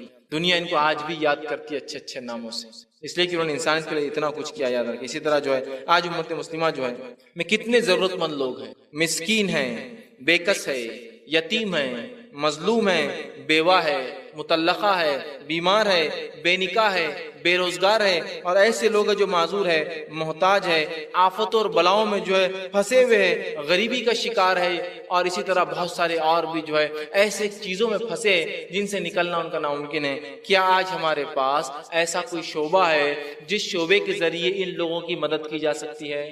کیا ایسے شعبے ہیں؟ ایک آدھ فرد، ایک آدھ ٹکڑا، ایک آدھ اکائی کر رہی ہے. ایک قومی اعتبار سے کوئی ایسی چیز ہے ہمارے پاس جو ہم بتا سکتے ہیں کہ ہاں دیکھو یہ ہے ہماری خدمت خلق، اور دیکھو یہ کرتے ہیں ہمارے لوگوں کا کام. آج دوسرے اقوام کو دیکھیے خدمت خلق کا کیسا بہترین نظم انہوں نے باندھا. ہمارے پاس کوئی نظم نہیں ہے الا ماشاءاللہ کو اٹھا کے نظم، سسٹم نہیں ہے ہمارے پاس. اگر قوموں کے اگزامپل دوں نا جو سسٹم مسلمانوں سے لیے گئے، آج ان سسٹموں کا فائدہ اٹھائے، اس سے کوئی انتہا نہیں. ایک قوم ہے جس نے یہ ٹھان لیا کہ کوئی بھوکا نہیں رہے گا، لنگر لگاتے ہر جگہ، کھانے کھلاتے ہیں. یہ اس نبی جو آخری نبی تو انسانیت کے لیے، ان کی تعلیم تھی کہ انسانیت کو کھانا کھلاؤ، بھوکے کو کھانا کھلاؤ. لنگر لگاتے ہیں، فری بانٹتے ہیں کھانا، جو چاہے کھا لے آگے. یہ صدقے کا جذبہ ہمارے نبی نے انسانیت کو دیا کہ بھوکے کو کھانا کھلاؤ، اس لیے کہ اللہ رب العزت روز قیامت اس کا بدلہ لے گا، تمہیں جنت کے کھانے اور جنت کے پینے دے گا. ننگے کو کپڑا پہناؤ، اس لیے کہ اگر تم میں سے کوئی چاہتا ہے جنت کے سبز لباس پہنے تو ننگے کو کپڑا پہنا. اس دنیا یہ جذبہ ہم کھو چکے ہیں، کھانا کھلا رہے ہیں. کچھ قوموں نے جذبہ اٹھا لیا کہ انسانیت کو علم دیں گے ہم، اس لیے کہ علم سب سے بڑی بنیاد ہے اور جہالت اندھیرا ہے. حالانکہ علم یہ روشنی ہے، یہ ہمارا کانسیپٹ ہے، یہ اسلام کا کانسیپٹ ہے. اسلام کہتا اپنے ماننے والوں کو، اور پہلی وہی جو اللہ نے نازل کیا، اقرا بسم ربک الذی خلق، پڑھ کے اپنے رب کے نام سے اس نے پیدا کیا. یہ ہمارا شعار ہے. آج ہم نے تعلیم چھوڑ دی اور وہ آ کر ہمارے علاقوں میں ہم کو تعلیم دیتے ہیں. ہم ان کے مقروض ہیں، ہم ان کے سامنے جو محتاج ہے تعلیم کے معاملے میں، اس لیے کہ ہمارے پاس کوئی سسٹم نہیں تعلیم کا، وہ سسٹم دیتے. آج سوشل سروسز کے اندر جہاں امت مسلمہ ایک بہت بڑی امت ہے، آج کھانے کے لیے محتاج ہے، کپڑے کے لیے محتاج ہے، بے کس بے سہارا مظلوم ہے. کوئی ایک سسٹم نہیں ہے. اسلام تو وہ دین ہے جس میں خدمت خلق کبھی الگ تھا ہی نہیں، جس کو شامل کرنے کی ضرورت ہے. سب نے کر لیا ہے. دوسرے مذہب کو دیکھیے آپ، عیسائیت کو لیجیے، کرسچینٹی کو فار ایگزامپل، کتنا کچھ وہ انسانیت کے لیے نہیں کر رہے ہیں، کتنا کچھ نہیں کر رہے ہیں. کیا ہمارے بچے مقروض نہیں ہیں ان کی تعلیم اور تعلیمی اداروں کے؟ نام لیں گے آپ، میں فلاں سے پڑھا، فخر سے بولتے ہیں آپ لوگ. مقروض ہیں ہم ان کے سڑکوں کے، ان کے اسپتالوں کے، ان کی سلائی مشینوں کے جو ہمارے بیواؤں کو لا کر دے رہے ہیں. پھر آپ بولتے ہیں یہ مسلمان ایسے کیوں نرم ہو جائے؟ ہمارے بیمار جو ان کے پاس جا کے علاج کرواتے ہیں. پھر ظاہر سی بات ہے جب انسان جس کے پاس جاتا ہے، اور دیکھیے زبانی اعتبار سے آپ کتنا بھی کر لیجیے، بولتے ہیں نا ایک تصویر 1000 الفاظ سے زیادہ کہہ دیتی ہے نا. ایک تصویر جو 1000 الفاظ زیادہ ہوتی ہے. آپ اسلام یہ، اسلام وہ، اسلام وہ، اسلام وہ بولتا بابا میرا ایک آدمی بیمار ہوا تھا، اسلام یہ اسلام وہ سب رہ گیا ایک طرف، وہ بیماری رہا، کوئی آج تک نہیں آیا. بیچارہ ایک باہر والا آیا، یسوع والا آیا، بیچارے نے آیا، دواخانے لے گیا، علاج بھی کرا دیا، رکھتا بھی ہے، پالتا بھی ہے، سنبھالتا بھی ہے، کفالت بھی کر رہا ہے، کھلاتا بھی ہے، پلاتا بھی ہے، سب کچھ. کہاں ایک سسٹم کہاں ہے؟ ہمارے محتاج، ہمارے مظلوم کس کو آواز دے رہے ہیں آج جب وہ مجبوری میں پھنس رہے ہیں؟ انہیں پتا ہے کہ کوئی آنے والا نہیں اس امت سے اٹھ کر. ایک سسٹم کے طور پر، ایک نظام کے طور پر کچھ نہیں ہے ہمارے پاس. کسی نے کھانے کا نظام اسلام کا لیا، آج وہ قوم بھوکی نہیں ہے، اور آج دنیا اس کی محتاج ہے. آج وہ لوگوں کو دے رہے اور سب سے مالدار قوموں میں سے قوم ہے. کیونکہ کھلانے کے بدلے اللہ دینے والا، اللہ کا معاملہ ہی ہے، خرچ کرو دینے والا ہے. لیکن دنیا کے فائدے تو اٹھائیں گے نا اچھائی کرنے کی وجہ سے. کوئی جو ہے خدمت خلق کا جذبہ لے کر جا رہا ہے، جبکہ ان کے مذہب میں اس کا جذبہ موجود نہیں ہے. وہ جانتے ہیں کہ اس کے بغیر ہم دعوت و تبلیغ نہیں کر سکتے. آج ہم مسلمانوں کو دیکھیے، ہم اپنی قوم کے لیے کچھ نہیں کر سکتے ہیں. کیا ہم دوسروں کو جذبہ دیں گے اسلام کا؟ حالانکہ ہمارے اسلاف نے ایسے نمونے کھڑے کیے جس کی کوئی انتہا نہیں. صحیح مسلم کی روایت ہے، آپ صلی اللہ علیہ وسلم فرماتے اور کہتے ہیں امت مسلمہ کی مثال ایک جسم کی مانند ہے کہ اگر اس کے ایک اعضا بیمار ہو جاتا ہے تو سارا جسم اس کی تکلیف کو محسوس کرتا ہے. امت مسلمہ کی مثال ایک جسم سی ہے کہ اگر اس کا ایک حصہ تکلیف محسوس کرتا ہے تو سارا جسم تکلیف ہوتی ہے، بیمار ہو جاتا ہے، بخار آتا ہے، جو تکلیف محسوس کرتا ہے تو سارا جسم بخار کی حرارت محسوس کرتا ہے، سارا جسم اس سے پریشان ہوتا ہے۔ تو کیا آج ہم میں مظلوم، بے کس، بے سہارا، یتیم، بھوکے، ننگے، پریشان حال، تنگ دست، مسافر اور جو ہے ایسے لوگ جو ذہنی یا جسمانی اعتبار سے معذور اور ان کی کمی، لیکن اس کے بعد بھی کیا کوئی نظام آپ بتا سکتے کہ نظام ہم نے کھڑا کیا ان کے لیے، یہ نظام ہم نے کھڑا ان کے لیے، یہ نظام کیا ان کے لیے کھڑا؟ کوئی نظام نہیں ہے۔ ہم مجبور ہے، ہم اپنے گھٹنوں پر نہیں، میں کہوں گا ہم اپنے پیٹ کے بل آ چکے ہیں۔ جو گھٹنے کو بل قوم ہوتی ہے نا پھر بھی چل پاتی ہے، گھٹنے کے بل چل سکتا ہے، پیٹ کے بل آ چکے ہیں۔ ہم نے سب نظام کو چھوڑ دیا، پتہ نہیں کیوں۔ اللہ ہم پر رحم کی خدمت خلق بڑی چیز تھی۔ صحیح مسلم کی روایت ہے، ابو ہریرہ رضی اللہ عنہ فرماتے اور کہتے ہیں اللہ فرمائیں گا روز قیامت، خدمت خلق کی اہمیت دیکھیے، اللہ روز قیامت فرمائیں گا اپنے بندے سے، اے میرے بندے میں بیمار تھا تو عیادت کو کیوں نہیں آیا؟ بندہ کہیں گا سبحان اللہ، ہے میرے رب تیری ذات پاک ہے، تو کیسے بیمار ہو سکتا ہے اور میں تیری عیادت کیسے آ سکتا ہوں؟ اللہ کیا کہیں گا بندے میں بیمار تھا تو میری بیمار عیادت کو نہیں آیا۔ بندہ کہیں گا اللہ تو بیمار کیسے ہو سکتا ہے اور اگر میں تیری عیادت کیسے کروں گا؟ تو اللہ کہتا ہے کیا تجھے پتہ نہیں تھا میرا فلاں بندہ بیمار ہے، اور کیا تجھے پتہ نہیں تھا بیمار کی عیادت کریں گا تو میں تجھے اجر دوں گا؟ پھر تو کیوں نہیں گیا تھا؟ پھر تو کیوں نہیں گیا تھا؟ اسی حدیث میں آگے آتا ہے اللہ پھر ایک بندے سے پوچھیں گا اور کہیں گا اے میرے بندے میں بھوکا تھا، میں پیاسا تھا، تو نے مجھے کھلایا پلایا کیوں نہیں؟ وہ کہیں گا اللہ سبحان اللہ تیری ذات رزاق ہے، تو رزق دینے والا ہے، تجھے کون کھلا سکتا ہے، تجھے کون پلا سکتا ہے، تو سب کو کھلانے پلانے والا ہے۔ وہ کہیں گا اے میرے بندے کیا فلاں ایک بندہ نہیں تھا جو تجھ سے مانگ رہا تھا، وہ بھوکا تھا، اور تجھے کیا یہ نہیں پتا تھا کہ اگر تو اس کو کھلائیں گا تو میں تجھ سے راضی ہو جاؤں گا؟ پھر تو نے کیوں نہیں کھلایا اس کو، کیوں نہیں کھلایا اس کو، کیوں نہیں گیا عیادت کو؟ آج اندازہ لگائیے، یہ صرف عیادت کا ایک مسئلہ میں لے لوں نا، عیادت بیمار سے ملنے جانے سے کیا امپیکٹ، کیا اثر ہوتا ہے، یہ مائنڈ بلوئنگ ہے، یہ ہم نہیں سمجھ سکتے۔ چونکہ نا دعوتی قوم ہے، ہمیں ایک مزاج رہا دعوتی قوم والا مزاج کہ دعوت دینا اسلام کی، اور نہ ہی ہمارے پاس وہ اخلاق باقی رہے جو نبی اکرم صلی اللہ علیہ وسلم سکھا کر گئے تھے۔ ان قوموں سے پوچھیے جو اپنے دین کی دعوت اور تبلیغ کرتے ہیں، انہیں پتا ہے بیمار کی عیادت سے کیا فائدہ ہوتا ہے، اس لیے بیمار وہ شخص ہے جو سب سے زیادہ پریشان حال میں ہوتا ہے، اور آج وہ کسی کا کوئی بھی مشورہ سننے کو تیار ہے، کوئی بات بولی آج اس کو کسی در پہ جھکنے کا بولی جھکنے کو تیار ہے، اور جب اس کے پاس کوئی بھی شخص آ کے کوئی بھی مشورہ دیتا ہے وہ قبول کرنا چاہتا ہے۔ کیوں نہیں ہم جا کے عیادت کرتے ہیں، اس کے ایمان اور تقوی کو بلند کرتے ہیں؟ بہت سارے لوگ جو اسلام کو چھوڑ کر دوسرے مذہب میں داخل ہوئے، ان کے داخل ہونے کی وجہ صرف یہ تھی وہ بیمار تھے، نہ کوئی عیادت کو آیا، نہ کسی نے ان کی پیسوں سے مدد۔ یہ بہت اہم جذبہ یاد رکھیں، اس کو سمجھنے کی ضرورت ہے۔ اور ہم کیوں نہیں کیلکولیٹ کرتے، حساب کتاب کا ایک اپنا معمول بنائیے۔ نیکیوں کے اندر بھی جو صحیح بخاری کی روایت ہے، آپ صلی اللہ علیہ وسلم فرمایا جب ایک مرتبہ نماز پڑھ رہے تھے اور آپ نے کہا سمیع اللہ لمن حمدہ، تو ایک صحابی نے پیچھے سے کہا ربنا لک الحمد حمدا طیبا مبارکا فی۔ یہ کہتے ہی نماز جب ختم ہوئی آپ صلی اللہ علیہ وسلم پلٹے اور کہا تم میں سے کس نے یہ جملہ کہا؟ تو ایک صحابی نے کہا اللہ کے رسول میں نے کہا۔ تو کہا جب تم نے جملہ کہا میں نے 30 فرشتوں کو دیکھا وہ دوڑ رہے تھے کہ کون پہلے لکھے گا اس جملے کو۔ بہت افضل عمل ہے۔ کتنے فرشتے دوڑے تھے؟ 30۔ تو ہم لوگ نماز میں پڑھتے اور پڑھنا بھی چاہیے کیونکہ 30 فرشتے دوڑے تھے نا، بڑا افضل عمل ہے۔ اب حساب کرنے والا مومن کیسا سوچتا ہے؟ 30 کے مقابلے میں دوسری روایت سنیے، بیمار پرسی کرنے کا، عیادت کرنے کا ثواب۔ مسند احمد کی روایت آپ سے فرماتے ہیں جس کسی نے مریض کی عیادت کی تو اگر صبح نکلا تھا تو شام تک، اور شام نکلا تھا تو صبح تک، 70,000 فرشتے اس کے لیے دعائیں مغفرت کرتے ہیں۔ صبح نکلا تو شام تک، شام نکلا تو صبح تک، مریض کی عیادت کرنے والے کے لیے 70,000 فرشتے دعائیں مغفرت کرتے ہیں۔ کیلکولیٹ کر لیجیے، کیلکولیٹ کہ بندے کا حق دینے جا رہے ہیں، عیادت کرنے جا رہے ہیں، 70,000 فرشتے کنٹینیو آدھا دن، صبح گیا تو شام تک، شام گیا تو صبح تک، جبکہ یہاں تو صرف 30 فرشتوں نے لکھا، مطلب بڑا افضل عمل ہے، پڑھنا چاہیے، ثواب پڑھے ختم ہو گیا، جمع ہو گیا۔ یہاں تو 70,000 فرشتے سارا دن آپ کے لیے دعائیں مغفرت کر رہے ہیں۔ یہ خدمت خلق ہے، یاد رکھیے، اس لیے کہ بندوں کا حق آپ ادا کرنے جاتے ہیں اور اس سے اللہ بہت خوش ہوتا ہے، یاد رکھیے، راضی ہو جاتا ہے ہم سے، یاد رکھیے۔ اسی طرح جو ہے بھوکے کو کھانا کھلانے کے لیے اللہ نے بار بار ترغیب دی، یتیم کا حق دینے کے لیے بار بار فرمایا۔ رسول اکرم صلی اللہ علیہ وسلم کی 40 سالہ زندگی اسی کا نمونہ تھی۔ قرآن کا اگر مطالعہ کرے تو ہوتا ہے قرآن کو اکثر ہم سے ثواب کی نیت سے پڑھتے ہیں۔ قرآن کو اگر آپ مختلف اینگل سے دیکھیں، مختلف ایسے پیارے پیارے نمونے، پیارے پیارے واقعات، ایسے نصائح، ایسے جو ہے جس کو ہم کہیں گے ایسے باب، ایسے چیپٹرز، ایسے سورے اور آیتیں ہیں جس کے اندر ہمارے لیے ایک سے ایک نصیحتیں ہیں، اسباق ہے، لیسنس ہیں جس سے ہم سیکھ سکتے ہیں۔ آئیے موسیٰ علیہ الصلوۃ والسلام کو اگزامپل کے طور پہ لے لیتے ہیں۔ موسیٰ علیہ الصلوۃ والسلام نے مصر میں رہ کر کیا کیا؟ بنی اسرائیل جب نکل کر سینا گئی، پھر انہوں نے بات نہیں مانی، وہ سب بعد میں ہوا، لیکن ابھی موسیٰ علیہ السلام نے کیا کیا بنی اسرائیل میں؟ جب آپ مصر میں گئے آپ نے جو ہے اس بنی اسرائیل کی مصر سے آزادی کی لڑائی لڑی کہ بنی اسرائیل کو غلام بنانے کا کوئی حق نہیں تھا فرعون کو یا فرعونیوں کو، اس لیے کہ یہ ایک آزاد قوم تھی۔ تو آپ نے مصر میں جا کر ان سے جو ہے جد و جہد کی اور جو ہے بنی اسرائیل کو آزادی کا ڈیمانڈ کیا، اور قرآن نے الفاظ کو نقل کیا کہ موسیٰ علیہ السلام گئے اور کہا کہ بنی اسرائیل کو میرے ساتھ اے فرعون جانے دے، انہیں آزاد کر دے، انہیں چھوڑ دے۔ اور فرعون نے کیا کہا؟ یہ نہیں ہو سکتا، اور تم شاید ان غلاموں کو میرے خلاف بہکانے آئے ہوئے موسیٰ۔ تو موسیٰ علیہ السلام نے جہاں ایک نبی تھے، جہاں وہ دعوت دی اس قوم کو، جہاں اصلاح کی بنی اسرائیل کی، وہاں آپ نے ان کی آزادی کی لڑائی بھی لڑی۔ یہ تو انسانوں کا آزاد ہے نا، حق ہے، یاد رکھیے، بنیادی بیسک رائٹ ہے ان کا۔ اسی طرح یہ عیسیٰ علیہ السلام کیا کرتے؟ آپ کا معجزہ کیا تھا؟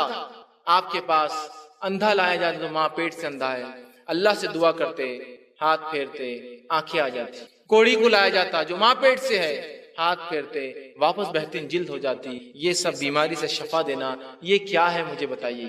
یہ خدمت خلق تو ہے، یہ سوشل سروس تو ہے جو عیسیٰ علیہ السلام دے رہے ہیں، جو معجزہ بھی ہے لوگوں کے لیے، لیکن آپ ساتھ میں خدمت کر رہے ہیں۔ ایک طرح سے لوگ ایمان لا رہے ہیں اس بات کو دیکھ کر، لوگ تصدیق کر رہے ہیں آپ کے حق نبی ہونے کی۔ یاد رکھیں تو سوشل سروسز سے قرآن میں کئی انبیاء نے مختلف سوشل سروسز مختلف۔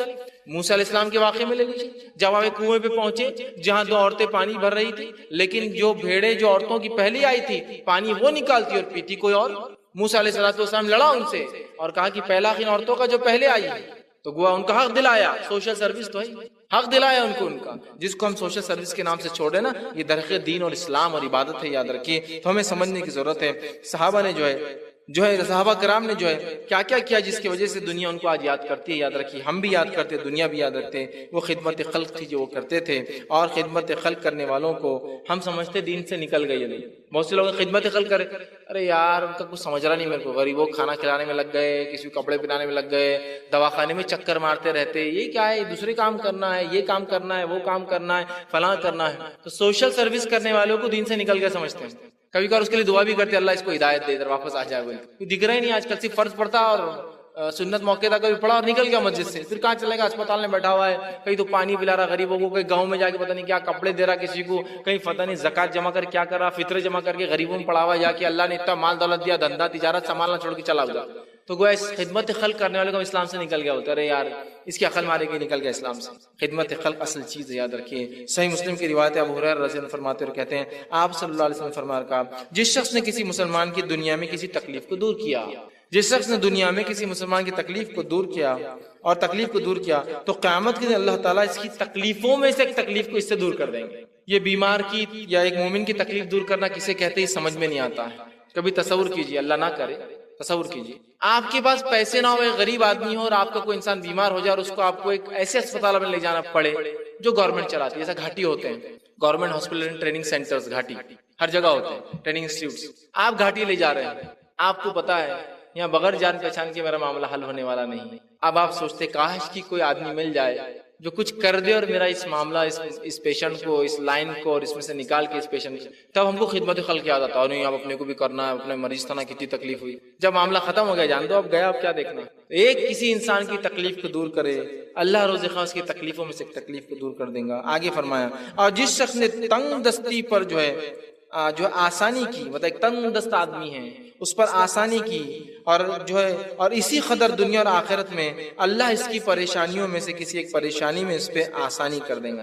دنیا میں کسی کی مدد کرو آخر میں مدد ہوگی، دنیا میں تکلیف ہٹاؤ آخرت کی تکلیف ہٹا جائیں گی، دنیا میں جو کسی کے لیے سہولت دو آخرت میں ہمارے لیے سہولت دی جائیں گی۔ یہ خدمت خلق ہے، کتنے بڑے بڑے اجر آخرت کی تکلیفوں میں سے ہٹانے کی بات ہو رہی ہے۔ ایک مرتبہ عبداللہ ابن مسعود رضی اللہ عنہ اعتکاف میں تھے، ایک شخص مدینہ آیا اور کہا مجھے ایک مسئلہ ادھر حل کرا دیجئے۔ آپ اعتکاف توڑ کر چلے گئے، اعتکاف توڑ کر چلے گئے، اس لیے کہ بڑی اہم چیز ہے، اعتکاف بھی اپنی جگہ عبادت ہے، لیکن ایک بندہ جو دور سے آیا بیچارہ اللہ کا بندہ مدینہ میں مسافر ہے اور سفر میں بہت تکلیفیں ہوتی ہے، اس کا کام کر دیا وہ چلا گیا، پھر آپ نے اعتکاف کو اپنے کنٹینیو کر لیا۔ تو یہ بڑی اہم بات ہے، اس کو سمجھنے کی ہمیں ضرورت ہے۔ اسی طرح بہقی کی اور ابو داؤد کی روایت آپ نے فرمایا کہا اپنے کمزوروں کے ذریعے طلب کرو کیونکہ تمہاری مدد اور رزق تمہارے کمزوروں کے ذریعے دیا جاتا ہے۔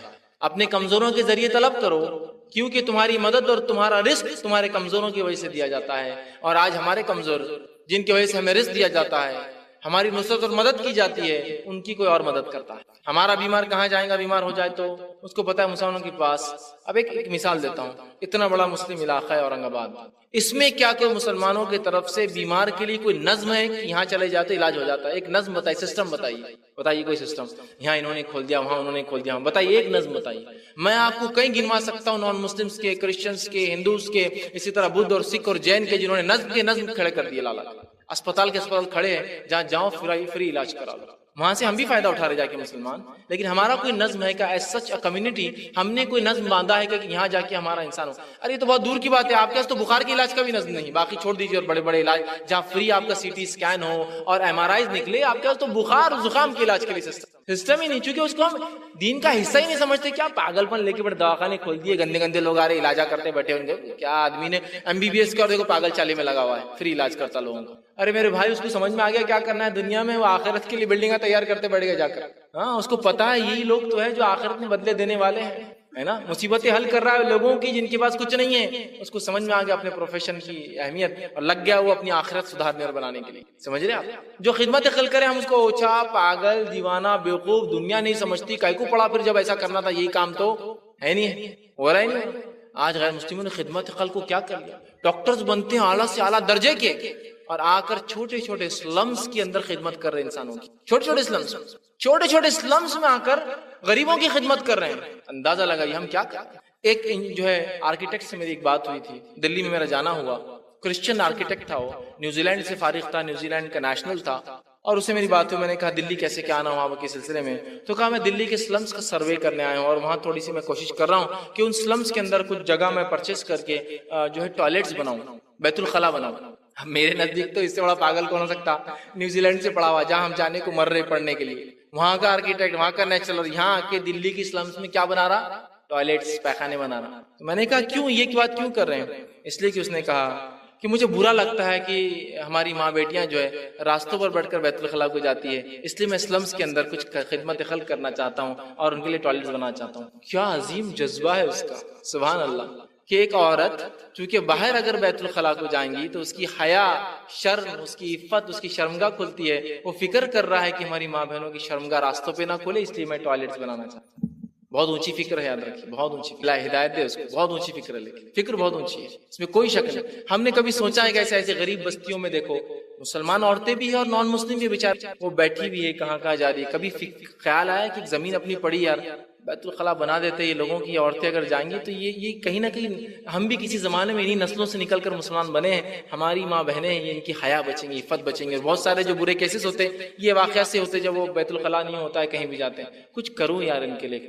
بہت اونچا خیال تھا، خدمت خلق کا عظیم جذبہ لے کر وہ اپنا ملک چھوڑ کر اور اتنا سارا جو کما سکتا تھا دنیا مال چھوڑ کر وہ آ کر جھوپڑیوں اور بستیوں کے اندر لوگوں کی خدمت کر رہا ہے بیت الخلا کے ذریعے، بیت الخلا کے ایک قومی اعتبار سے جذبہ بھول گیا۔ مسلم بستیوں میں جائے اسلامس میں، کبھی پوچھئے، مجھے کبھی تعجب بھی ہوتا ہے، ان سے پوچھنا نہیں، مجھے تعجب ہوتا ہے، کبھی کبھی راستوں سے جاتے اور کچھ مرد اور عورتیں صبح بیت الخلا کے لیے جاتے ہیں، آدمیوں کو دیکھ کے اتنا تعجب نہیں ہوتا ہے جتنا عورتوں کو دیکھ کے تعجب ہوتا ہے، اور فکر ہوتی ہے کبھی کہ ہم کو یہ چیز محسوس نہیں ہوتی ہے، نعمتیں محسوس نہیں ہوتی، یاد رکھیے ہم محسوس کرنا چاہیے کہ اللہ یہ جو عورت جو ہے بیت الخلا کے لیے شام میں اور صبح جاتے ہیں، جو کہ اس کے علاوہ ٹائم ہی نہیں ہے، اگر کبھی ان کا پیٹ اور ہاضمہ خراب ہو جاتا ہوں گا تو یہ کہاں جاتے ہوں گے یار؟ صبح اور شام پیٹ جب خراب ہو جائیں گا تو دیکھیں گے تھوڑی گڑبڑ ہوں گے، کہاں جاتے ہوں گے یار یہ لوگ، کہاں بیٹھتے ہوں گے؟ تعجب کی بات نہیں، کتنا پریشان، پتہ نہیں کسی گھر میں ادھار جاتے ہوں گے، پلیز آج جانے دو آپ کے بیت الخلا کے استعمال کے لیے، ایسے کرتے ہوں گے نا، صبح نہیں ہے شام نہیں ہے اور اس کا پیٹ خراب ہے، کہاں جاتے ہیں؟ سوچیے آپ، اللہ نے کتنی نعمت دی آپ کو کہ ایک نہیں 10 بیت الخلا آپ کے گھر میں، کہ ایک ممبر کے لیے ایک بنا کے رکھا آپ نے، کبھی ایک ممبر کے لیے 2 بنے ہوئے ہیں، کبھی سوچ نہیں ہوتی کہ یار ایسا کچھ خدمت کرنی چاہیے لوگوں کی، کہ یہ لوگ کیسا جاتے ہوں گے یار، ذرا سوچو نا، کبھی پیٹ خراب ہو جاتا ہوں گا، بارش ہو رہی ہے تو پیشاب بہت آتا ہے انسان کو، تو یہ تو ایک ہی ٹائم جا سکتے، دن میں کہاں جائیں گی وہ عورت، بیٹھیں گی کہاں، ملیں گا اس کو اپنے آپ کو چھپانے کی جگہ، راتوں کے اندھیرے میں چھپ جاتے ہیں یہ لوگ۔ تو آج یہ سب بھول چکے، ایسا کوئی جذبہ قومی اعتبار سے کچھ ایک آدھ فرد پتہ نہیں سوچتا ہوں گا، ایک الگ بات ہے، اللہ اس پر رحم کرے، اس کو جو ہے تقویت دے، لیکن ایک قومی اعتبار سے کوئی جذبہ نظر نہیں آتا کبھی دیکھ، ارے نہیں غربت پسند ہے ان کو، ایسے ہی رہتے یہ لوگ، ان کے پیچھے نہیں پڑنا۔ نہیں میرے بھائی، حیا اور شرم، آدمی کتنا بھی جو ہے غریب رہے، حیا اور شرم کا تقاضا سب کے، کسی بھی قوم سے اس کا تعلق، حیا اور شرم کا تقاضا ہر کسی کے پاس ہوتا ہے۔ دیکھیے آپ کہاں لوگ جا رہے ہیں اور کہاں ہم جا رہے ہیں۔ یہ بہت سوچنے کی ضرورت ہے، یہ بہت سمجھنے کی ضرورت ہے۔ قرآن اور حدیث کے اندر خدمت خلق کو جو اللہ نے ابھارا، رسول اکرم صلی اللہ علیہ وسلم نے ابھارا، یہ ساری انسانیت کے لیے، صرف مسلمانوں کے لیے نہیں ہے، یہ بات یاد رکھ لیجیے۔ خدمت خلق ساری انسانیت کے لیے، سوشل سروسز ساری ہیومینٹی کے لیے، صرف اسلام نے جو مسلمانوں کے لیے خاص نہیں کیا، اور یہ سارے کام قرآن کرنے کا حکم دیتا ہے بغیر کسی تفرقے اور ڈسکریمنیشن کے کہ وہ کون سا ریلیجن، کاسٹ اور کریڈ ہے، اس کی کون سی ریس ہے، اس کا کون سا کلر ہے، ہم کو اس کی مدد کرنا ہے۔ خدمت خلق اسی کو کہتے ہیں اسلام میں، اور اسلام نے خدمت خلق کی طرف ابھارا، اور 12 ایسی چیزیں جن کی طرف خاص قرآن حدیث نے ابھارا، وہ 12 کن کن جگہوں پہ کرنا چاہیے، 12 پوائنٹ جو قرآن ڈسکس کرتا ہے اور حدیث کہ اس شعبے میں تم نے کام کرنا خدمت خلق، وہ پوائنٹس آپ کو رکھے، اپنی بات کو میں پھر سے ختم کر دوں گا۔ پہلا پوائنٹ جو ہے کھانا کھلانا، سب سے پہلا نظم جو قرآن جس کے بارے میں بار بار کہتا ہے وہ کھانا کھلانے کا نظم یاد رکھیے، بار بار، اس لیے کہ کھانے کے بعد، بھوک کے بعد موت ہوتی ہے، لہذا کھانے کا نظم اپنے علاقوں میں، اپنے بستیوں میں، اپنے ملکوں میں، جب ہمارے ملک اور ہماری بستیوں میں کھانے کا نظم ہو جائے گا، پڑوسی ملکوں کے اندر، غریب ملکوں کے اندر، غریب بستیوں کے اندر، چاہے دنیا میں کہیں بھی رہتے ہو، جہاں مدد کر سکتے ہو وہاں مدد ہم کریں گے۔ بھوک مری سے مسلمان مر رہا ہے دنیا کے اندر، یاد رکھیں، اور ہمارا حال یہ کہ افسوسات کر ہم کھا کھا کر مرتے ہیں، ہے نا، ہم جینے کے لیے نہیں کھاتے، کھانے کے لیے جیتے ہیں۔ انسانیت بھوک سے مر رہی ہے، خبریں روز اخبار میں آ رہی، افریقہ کی اتنے ممالک میں اتنے لوگ مرے۔ یہ جو لوگ مر رہے ہیں نا، یہ کہیں نہ کہیں میرے اور آپ کی بھائی ہیں، بھائیوں، یہ ہمارے ہی بھائی ہیں، یہ مسلمان ہیں قومیت سے، اور اگر ہمارے بھائی نہ بھی ہو تو آدم کی اولاد ہونے کے ناطے ہمارے وہ رشتے کی نہ صرف دینی بھائی۔ کیا کیا کبھی جذبہ ہم نے؟ کیا کیا ان کے لیے؟ کچھ بھی نہیں کیا، ہم کچھ بھی نہیں کیا قومی اعتبار سے۔ ایک واقعہ سناتا ہوں، ایک علاقے کے اندر، ایک چھوٹا سا ملک ہے کانگو، اس کے اندر ایک علاقے کے اندر وہاں پانی کا اتنی کمی تھی، اتنی کمی پانی کی کہ صاف پانی نہیں پینے کو ملتا تھا، اور ایسا پانی پیتے ہیں آپ اندازہ لگا سکتے ہیں، ڈرینیج کے پانی کی تلچھٹ ہٹا کے سمجھو پی رہے ہیں اپنے یہاں ہندوستان کے علاقے، اتنا گندا پانی۔ تو وہاں ایک چھوٹا سا بچہ جو 7ویں جماعت میں تھا امریکہ کا، اس 7ویں جماعت کے بچے کو پتا چلا کہ دنیا میں ایسے بھی لوگ ہیں جن کو پینے کا پانی نہیں ملتا صاف۔ ہمارے پاس تو ٹی ڈی ایس چیک کر کے پیتے ہیں، 120 100 ہے کیا، 80 سے اوپر کا چلتا نہیں اپنے کو، میں تو 40 کا ہی رہتا، ہم تو 20 کا پیتے ہیں، ٹی ڈی ایس کاؤنٹ ہو رہا ہے، وہاں نالی کا پانی کا تلچھٹ نکال کے پیا جا رہا ہے۔ تو اس بچے کو ایک پروجیکٹ ملا تھا اسکول میں کہ غریبوں کی مدد کرنا، عیسائی بچہ ہے، کرسچن ہے، اس نے ایک پروجیکٹ دیکھا، اس نے نیٹ پہ دیکھا، اتنے غریب لوگ، کہا ان کو مدد کروں گا، اور بہت بڑی چیز نہیں تھی، صرف جو ہے $1000 میں ایک بورنگ کھودی جاتی ہے، اتنا غریب ملک ہے $1000 میں سب کچھ کام ہو جاتا ہے۔ اس نے کہا میں ان قوم کے لیے جمع کروں گا، $1000 جمع کیے، جمع کر کے اس نے اس بستی میں بھیجے جس سے ایک بورنگ کی گئی۔ جس دن وہ بورنگ کی گئی اور وہ ہوا، وہاں کی بستی اور اس شہر کے اندر وہ پہلا صاف پانی کا ذریعہ لوگوں کو ملا، پوری بستی اور شہر آ کے پانی پینے لگا۔ وہ اتنے مخروض ہوئے اس چھوٹے سے بچے کے کہ اس دن کو، جو کہ شاید کسی مہینے کی 6 تاریخ تھی جب وہ بورنگ کھودا گیا، انہوں نے اس دن کو نام دے دیا تھا ریانس ڈے، اس بچے کا نام ریان تھا، دا ریانس ڈے، کہ پورا شہر جھوم اٹھا کہ اتنی بڑی نعمت دی، اس ایک دن کو نام دے دیا کہ وہ ریان کا دن، کیونکہ اس نے ہمارے لیے پانی کا نظم۔ $1000 مشکل سے، ابھی تو قیمت بڑھ گئی $60,000، ہماری بائکیں ہوتی ہے $60,000 کا ادنا ادنا، لوگ پانی کو ترس رہے ہیں، نالی کا پانی پیتے، جس کی وجہ سے آنکھوں میں کیڑے ہو جاتے ہیں، معلوم، پیر ہاتھی کے پیر جیسے موٹے موٹے ہو جاتے ہیں، کیونکہ وہ جراثیم اندر گھر بنا لیتے ہیں، انسان مر جاتے ہیں، ایسے کیڑے کے جو آنکھوں میں سے نکلتے ہیں، باہر ابل سکتے ہیں، ایسے پیدا ہو کے نکلتے ہیں اس بیماریوں سے۔ کبھی خیال آتا ہے کیا کرنا ہے، میں جیسا ہوں مجھے لگ رہا پورے گھر لوگ، انسانیت ایسی خوش اور خرم زندگیاں جی رہی ہے۔ ایسا نہیں میرے بھائی، بہت غربت ہے دنیا میں، خدمت خلق کے جذبے کو جگانے کی ضرورت ہے۔ پہلا کام کھانا کھلاؤ، کھانے کے نظم بناؤ، کھانے کے نظم بناؤ دنیا، ایسے نظم کی ملک شہر کے شہر جو ہے بھوکے نہ رہے، ہمارے انسانیت نہ رہے بھوکی، ہم اس کا سوچیں۔ دوسرا کام جو کرنا ہے، جو شخص جو ہے ننگا ہو